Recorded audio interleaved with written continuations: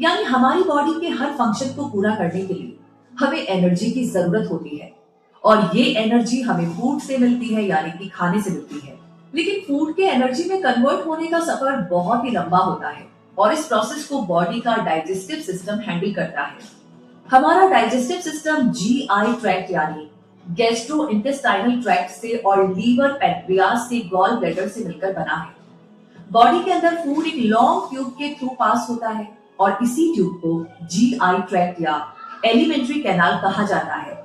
इसे digestive tract भी कहा जाता है। इसमें बॉडी के ऐसे होलो ऑर्गन्स आते हैं जो एक दूसरे से कनेक्टेड होते हैं। ऐसे ऑर्गन्स है mouth, oesophagus, stomach, small intestine, large intestine और एनस। तो जब हम खाते हैं तब माउथ में सलाइवा फूड के केमिकल्स को ब्रेक करना शुरू कर देती है। ऐसा करने से फूड को निगलना आसान हो जाता है और फूड पहुंच जाता है ईसोफेगस में, जो लगभग 10 इंच लंबा एक स्ट्रेची पाइप है जो फूड को स्टमक तक पहुंचाता है। स्टमक एक मिक्सर की तरह काम करता है और फूड को मिक्स और मैश करके स्मॉलर पीसेस में तोड़ देता है। और स्मॉल इंटेस्टाइन में फूड का डाइजेशन होता है, जिसमें लीवर, पैंक्रियास और गॉल ब्लैडर का रोल काफी इंपॉर्टेंट होता है। इन डाइजेस्टिव ऑर्गन्स की एक्टिविटीज फूड डाइजेशन में मदद करती हैं। लीवर डाइजेस्टिव सिस्टम का बहुत इंपॉर्टेंट ऑर्गन होता है जो स्टमक के राइट में लोकेटेड होता है। इसका मेन फंक्शन एक डाइजेस्टिव फ्लूइड बाइल का प्रोडक्शन करके उसे स्मॉल इंटेस्टाइन में सीक्रेट करना होता है। लीवर के नीचे एक छोटा पीयर शेप का ऑर्गन गॉल ब्लैडर होता है जो बाइल को स्टोर करके रखता है और लीवर से स्मॉल इंटेस्टाइन तक बाइल को पहुंचाने का काम बाइल डक्ट्स करती है, जो कि पतली ट्यूब्स होती है। और पैंक्रियास लीवर और स्प्लीन के बीच पाया जाता है। ये पैंक्रियाटिक जूस प्रोड्यूस करता है जिसमें डाइजेस्टिव एंजाइम्स और बाइकार्बोनेट आयंस होते हैं और इस जूस को स्मॉल इंटेस्टाइन में पहुंचाता है। यहाँ से फूड जब लार्ज इंटेस्टाइन में पहुंचता है तो फूड वेस्ट को स्टूल की फॉर्म में बदल दिया जाता है और डाइजेस्टिव ट्रैक्ट के लास्ट पार्ट एनस के थ्रू स्टूल बॉडी से बाहर निकल जाता है। तो ये होते हैं डाइजेस्टिव सिस्टम के पार्ट्स और फूड डाइजेशन का प्रोसेस। लेकिन क्या आप जानते हैं कि फूड का सबसे ज्यादा डाइजेशन और अब्जॉर्प्शन कहाँ होता है? स्मॉल इंटेस्टाइन में, ना कि स्टमक में। क्योंकि बहुत बार ऐसा समझा जाता है कि फूड डाइजेशन स्टमक का काम है, लेकिन नहीं। स्टमक तो डाइजेशन के लिए जरूरी एंजाइम्स और एसिड को प्रोड्यूस करता है और फूड को टेम्पररी स्टोर करता है। फूड का मैक्सिमम डाइजेशन और अब्जॉर्प्शन करने वाला ऑर्गन स्मॉल इंटेस्टाइन ही है और न्यूट्रिएंट्स अब्जॉर्प्शन के बाद फूड वेस्ट को लिक्विड से स्टूल में बदलने की जिम्मेदारी लार्ज इंटेस्टाइन की होती है। यानी ह्यूमन इंटेस्टाइन्स बहुत इंपॉर्टेंट ऑर्गन्स होते हैं और डाइजेस्टिव सिस्टम में इनका बहुत बड़ा रोल होता है। तो ऐसे में आपको भी इंटेस्टाइन्स के बारे में जरूर से जान लेना चाहिए। तो इंटेस्टाइन्स के बारे में ऐसा और भी बहुत कुछ जानने के लिए मेरे साथ इस डॉक्यूमेंट्री में लास्ट तक बने रहिए। चलिए अब जानते हैं इंटेस्टाइन्स के बारे में डिटेल में। ह्यूमन इंटेस्टाइन्स यानी स्मॉल और लार्ज इंटेस्टाइन्स रिब केज के नीचे बॉडी के मिडिल पार्ट का ज्यादातर हिस्सा कवर करती है। ये लॉन्ग ट्यूब्स की शेप वाले बॉडी ऑर्गन्स हैं जो फूड को सिंपल फॉर्म्स में ब्रेक करते हैं ताकि एनर्जी की फॉर्म में बॉडी आसानी से उसका यूज कर सके और वेस्ट को बॉडी से रिमूव भी किया जा सके। मैमल्स, बर्ड्स, रेप्टाइल्स, एम्फीबियंस और फिश, इन सभी में इंटेस्टाइन्स पाई जाती हैं।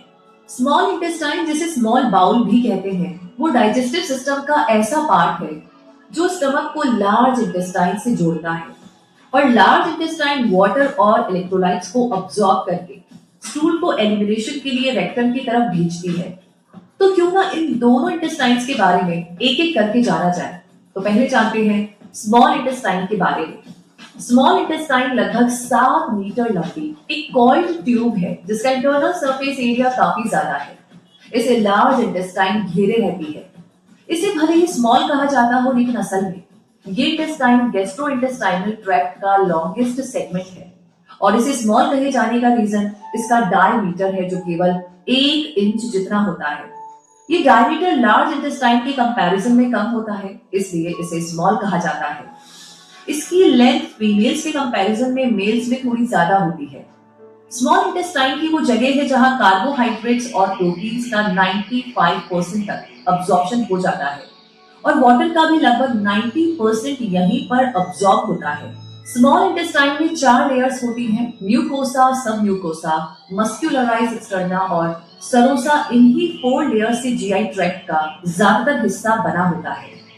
इनमें से म्यूकोसा इनर मोस्ट लेयर होती है और सरोसा outer most layer. Small intestine के 3 पार्ट्स होते हैं। हालांकि इन पार्ट्स के बीच कोई रियल सेपरेशन नहीं पाया जाता है, लेकिन इनके फंक्शंस में थोड़ा डिफरेंस मिलता है। और ये 3 पार्ट्स हैं, डुodenum, जेजुनम और इलियम। डुodenum स्मॉल इंटेस्टाइन का फर्स्ट पार्ट होता है और ये एक सी शेप की ट्यूब होती है। ये पार्ट स्टमक से पार्शियली डाइजेस्टेड फूड रिसीव करता है और न्यूट्रिएंट्स के अब्जॉर्प्शन को स्टार्ट करता है। पाइलोरस वॉल्व के थ्रू फूड स्टमक से डुodenum में जाता है। लीवर, गॉल ब्लैडर और पैंक्रियास से डाइजेस्टिव जूसेस इसमें आकर मिलते हैं, जिन्हें फूड के साथ मिक्स करता है। वाटर, इलेक्ट्रोलाइट्स, विटामिन ए और B1, फैटी एसिड्स और कैल्शियम जैसे अदर न्यूट्रिएंट्स का अब्जॉर्प्शन भी इसी में होता है। स्मॉल इंटेस्टाइन का सेकंड पार्ट होता है जेजुनम, जो मिडिल सेक्शन होता है। इसमें बहुत सी ब्लड वेसल्स होती हैं, इसलिए इसका रंग गहरा लाल होता है। डुodenum में न्यूट्रिएंट्स अब्जॉर्प्शन स्टार्ट होने के बाद फूड जेजुनम में मूव करता है, जहां फूड को फिर से मथा जाता है और डाइजेस्टिव जूसेस के साथ मिक्स किया जाता है। इसमें होने वाले मसल मूवमेंट से फूड धीरे धीरे आगे मूव करता है और स्मॉल इंटेस्टाइन के थर्ड पार्ट इलियम में पहुंचता है। इलियम स्मॉल इंटेस्टाइन का लास्ट और लॉन्गेस्ट सेक्शन होता है। यहाँ तक आते आते स्मॉल इंटेस्टाइन की वॉल्स थिन और नैरो होने लग जाती है और ब्लड सप्लाई भी रिड्यूस होता है। फूड सबसे ज्यादा टाइम यहीं पर स्पेंड करता है। यहाँ वाटर और न्यूट्रिएंट्स का ज्यादातर हिस्सा अब्सॉर्ब कर लिया जाता है और फूड वेस्ट धीरे धीरे लार्ज इंटेस्टाइन की तरफ बढ़ता है। ये पार्ट लार्ज इंटेस्टाइन के फर्स्ट पार्ट सीकम से कनेक्टेड होता है। इन तीनों पार्ट्स के अलावा भी स्मॉल इंटेस्टाइन में कुछ और डिफरेंट पार्ट्स मौजूद होते हैं, जो डाइजेशन और अब्जॉर्प्शन के इस प्रोसेस में मदद करते हैं। और ऐसे पार्ट्स हैं सर्कुलर फोल्ड्स, विली और microvilli, crypts of Lieberkuhn, Peyer's patches और बर्नर्स ग्लैंड्स। सर्कुलर फोल्ड्स को बॉल्स ऑफ कर्करिंग और प्लीका सर्कुलर्स भी कहा जाता है। स्मॉल इंटेस्टाइन की इनर वॉल्स म्यूकस मेम्ब्रेन के कई फोल्ड्स से कवर रहती हैं। इन फोल्ड्स को ही सर्कुलर फोल्ड्स कहते हैं। इन फोल्ड्स की शेप स्टमक में बनने वाले सेमी सॉलिड फूड काइंड को स्मॉल इंटेस्टाइन में स्ट्रेट लाइन में मूव करने की बजाय स्पाइरल बनाती है और स्पाइरल होने से काइंड का मूवमेंट स्लो हो जाता है, जिससे न्यूट्रिएंट्स को पूरी तरह अब्सॉर्ब होने का टाइम मिल जाता है। इन पोल्स पर स्मॉल हेयर लाइक प्रोजेक्शंस पाए जाते हैं, जिन्हें विली और माइक्रोविली कहते हैं। माइक्रोविली प्रोजेक्शंस विली से स्मॉल होते हैं। ये दोनों सरफेस एरिया को एक्सपेंड करते हैं और अब्सॉर्प्शन को एनहेंस करते हैं। विली के बीच इंटेस्टाइनल ग्लैंड्स यानी क्रिप्स ऑफ लिबर्टन पाई जाती हैं, जो डाइजेस्टिव एंजाइम से रिच इंटेस्टाइनल जूस सीक्रेट करती हैं। ये म्यूकोसा से बनी ट्यूबुलर ग्लैंड्स होती है। पियर्स पैचेस लिम्फेटिक सेल्स की नोड्यूल्स होते हैं, जो कि इलियम में पाए जाते हैं। ये इंटेस्टाइनल फ्लोरा को एप्रोप्रिएट लेवल्स पर बनाए रखते हैं और पैथोजेंस को दूर रखते हैं, जिससे बहुत से इन्फेक्शन से बचाव होता है। आपको बता दें कि इंटेस्टाइनल फ्लोरा का मतलब गट फ्लोरा या गट माइक्रोबायोम है। ये डाइजेस्टिव ट्रैक्ट में पाए जाने वाले माइक्रो ऑर्गेनिजम्स होते हैं और इनमें बैक्टीरिया, आर्किया और फंगी शामिल होते हैं। हमारे इंटेस्टाइन्स में ऐसे ट्रिलियंस माइक्रोब्स पाए जाते हैं। कॉम्प्लेक्स कार्बोहाइड्रेट्स के डाइजेशन में हेल्प करने के अलावा ये विटामिन्स और एमिनो एसिड्स को सिंथेसाइज भी करते हैं और बर्नर्स ग्लैंड्स डुodenum के सब म्यूकोसा में पाई जाती हैं। ये mucus rich alkaline fluid secrete करती है, जो एक एंटी एसिड की तरह काम करता है और डुodenum को कवर करके स्टमक के एसिडिक काइम से प्रोटेक्ट करता है। तो देखा आपने, हम जो खाना खाते हैं उसे डाइजेस्ट करने और उसमें से न्यूट्रिएंट्स को अब्सॉर्ब करने के लिए स्मॉल इंटेस्टाइन के कितने सारे पार्ट्स मिलकर के लगातार काम करते हैं। इतना काम करने के लिए स्मॉल इंटेस्टाइन को ब्लड सप्लाई की जरूरत भी होती है और इसके लिए डुodenum को ब्लड सप्लाई सीलिक ट्रंक और एसएनए यानी सुपीरियर मेसेंटेरिक आर्टरी की ब्रांचेस से मिलती है और जेजुनम और इलियम को सप्लाई एसएनए की ब्रांचेस जेजुनल आर्टरीज और इलियल आर्टरीज करती हैं और ड्यूडिनल वेन्स डायरेक्टली डुodenum से पैंक्रियाटिक को डुodenal वेन्स में ड्रेन होती है, जबकि जेजुनम और इलियम से सुपीरियर मेसेंटेरिक वेन ब्लड को वापस लेकर जाती है। ब्लड सप्लाई के बारे में जानने के बाद अब जानते हैं कि स्मॉल इंटेस्टाइन में फूड का कंप्लीट डाइजेशन कैसे होता है। तो स्टमक मसल्स फूड को डाइजेस्टिव जूसेस के साथ मिक्स करती हैं, जो फूड को स्मॉलर डाइजेस्टिबल पीसेस में ब्रेक कर देते हैं। और जब फूड स्टमक से आगे स्मॉल इंटेस्टाइन में जाने लगता है, तब ये सेमी सॉलिड फॉर्म में होता है, जिसे काइम कहते हैं। स्टमक से आने वाले काइम को डुडीनम अब्सॉर्ब करता है और इसमें लीवर, पैंक्रियाज, गॉल ब्लैडर और डुडीनम की वॉल से डाइजेस्टिव जूसेस आकर मिलते हैं। लीवर बाइल जूस सीक्रेट करता है, जो फैट को टाइनी ड्रॉपलेट्स में कन्वर्ट कर देता है ताकि डाइजेशन इजी हो सके। पैंक्रियाज पैंक्रियाटिक जूस प्रोड्यूस करता है, जो कि फैट्स को फैटी एसिड्स और ग्लिसरॉल में तोड़ता है। तो स्मॉल इंटेस्टाइन की वॉल से सीक्रेट होने वाला इंटेस्टाइनल जूस स्टार्च और कार्बोहाइड्रेट्स को सिंपल शुगर्स में ब्रेक कर देता है, जिसे ग्लूकोज कहते हैं। ये प्रोटीन्स को भी एमिनो एसिड्स में कन्वर्ट करता है और ब्रेकडाउन के बाद तैयार हुई सिंपल फॉर्म डाइजेस्टेड फूड कहलाती है। इसके बाद होता है डाइजेस्टेड फूड का अब्जॉर्प्शन। डाइजेस्टेड फूड को इंटेस्टाइन वॉल्स की ब्लड वेसल्स अब्सॉर्ब कर लेती है। विली और माइक्रोविली स्मॉल इंटेस्टाइन के सरफेस एरिया को बहुत ज्यादा इंक्रीज कर देती है, जिससे डाइजेस्टेड फूड का अब्सॉर्प्शन होता है। इस अब्सॉर्ब्ड फूड को ब्लड बॉडी के डिफरेंट पार्ट्स में लेकर जाता है। ग्लूकोज ऑक्सीजन और कार्बन डाइऑक्साइड बनाने के लिए ब्रेक होता है और लाइफ प्रोसेसेस के लिए रिक्वायर्ड एनर्जी रिलीज करता है। अनडाइजेस्टेड और अनअब्सॉर्ब्ड फूड स्मॉल से लार्ज इंटेस्टाइन में चला जाता है और यहाँ पर आकर स्मॉल इंटेस्टाइन का डाइजेशन में कंट्रीब्यूशन पूरा होता है और लार्ज इंटेस्टाइन का कंट्रीब्यूशन शुरू होता है। लार्ज इंटेस्टाइन को लार्ज बाउल भी कहा जाता है। ये इंटेस्टाइन 1 से 1.5 मीटर तक ही लंबी होती है। फिर भी इसे लार्ज कहा जाता है क्योंकि इसका डायमीटर लगभग 3 इंच होता है, जो कि स्मॉल इंटेस्टाइन से ज्यादा होता है। स्मॉल इंटेस्टाइन से जब फूड लार्ज इंटेस्टाइन में आता है तो डाइजेस्टिव प्रोसेस से लिक्विफाइड हो चुका होता है और ज्यादातर न्यूट्रिएंट्स भी अब्सॉर्ब हो चुके होते हैं। बचे हुए फूड को डिहाइड्रेट बनाना और उसे स्टूल फॉर्म में बदलना इस लार्ज इंटेस्टाइन का काम होता है। स्टूल में फूड, बैक्टीरिया, इनऑर्गेनिक सॉल्ट और अनअब्सॉर्ब्ड सब्सटेंसेस होते हैं और स्टूल फॉर्म करने के लिए लार्ज इंटेस्टाइन वाटर और इलेक्ट्रोलाइट्स को धीरे धीरे अब्सॉर्ब करती है। एंटीबॉडी बनाने में भी इसका कंट्रीब्यूशन होता है। लार्ज इंटेस्टाइन में 700 से भी ज्यादा टाइप्स के बैक्टीरिया प्रेजेंट होते हैं, जिनका काम बचे हुए फाइबर और पॉलीसाइक्राइड्स को तोड़कर उन्हें शॉर्ट चेन फैटी एसिड में कन्वर्ट करना होता है और ये फैटी एसिड डिफ्यूजन प्रोसेस के थ्रू लार्ज इंटेस्टाइन में अब्सॉर्ब कर लिए जाते हैं। आपको बता दें कि डिफ्यूजन ऐसा फिजिकल प्रोसेस होता है जिसमें एक मटेरियल के मॉलिक्यूल्स हाई कॉन्सेंट्रेशन एरिया से लो कॉन्सेंट्रेशन एरिया की तरफ मूव करते हैं। लार्ज इंटेस्टाइन 4 टिश्यू लेयर से बनी होती है: म्यूकोसा, सब म्यूकोसा, मस्क्यूलरिस लेयर और सेरोसा लेयर। और लार्ज इंटेस्टाइन के 4 डिफरेंट पार्ट्स होते हैं: सीकम, कोलन, रेक्टम और एनल कैनाल। सीकम एक पाउच जैसा स्ट्रक्चर होता है जो लार्ज इंटेस्टाइन का फर्स्ट पार्ट बनाता है।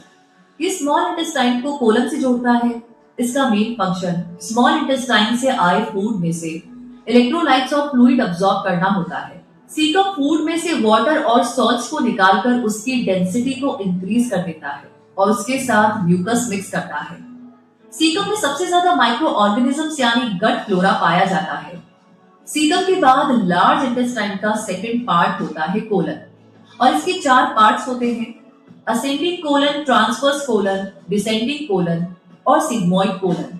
इनमें से असेंडिंग और ट्रांसवर्स कोलन वाटर और इलेक्ट्रोलाइट्स को अब्सॉर्ब करते हैं और डिसेंडिंग कोलन तक पहुंचने वाला फूड वेस्ट मोस्टली सॉलिड ही होता है। और सिग्मोइड कोलन एक एस शेप्ड सेक्शन होता है जो रेक्टम से कनेक्ट होता है। इसका मेन फंक्शन स्टूल यानी फीकल मैटर को डिसेंडिंग कोलन से रेक्टम और एनस में ट्रांसपोर्ट करना होता है। रेक्टम लार्ज इंटेस्टाइन का थर्ड पार्ट होता है। यहाँ पहुंचने वाला फूड वेस्ट स्टूल की फॉर्म में होता है, जिसमें indigestible matter, dead cells, mucus और वाटर का थोड़ा अमाउंट होता है। इस पार्ट में आने के बाद स्टूल को बॉडी से रिमूव करने की अर्ज ट्रिगर होती है। और लार्ज इंटेस्टाइन का लास्ट पार्ट होता है एनल कैनाल, जो कि रेक्टम को एनस से कनेक्ट करती है। एनस जीआई ट्रैक्ट का एंड पार्ट होता है और इसके थ्रू स्टूल बॉडी से बाहर निकलता है। एनल कैनाल को 2 एनल स्फिंक्टर गार्ड करते हैं: इंटरनल एनल स्फिंक्टर और outer anal sphincter. Internal sphincter smooth muscle का बना होता है, इसलिए इनवॉल्यूंटरी होता है, यानी इसके मूवमेंट को कंट्रोल नहीं किया जा सकता। और आउटर स्फिंक्टर स्केलेटल मसल का बना होता है, इसलिए वॉलंटरी होता है, जिसे कंट्रोल किया जा सकता है। जब रेक्टम में मौजूद स्टूल बॉडी से रिलीज होने के लिए ट्रिगर करता है तो नर्व सिग्नल्स इंटरनल स्फिंक्टर को रिलैक्स कर देती है।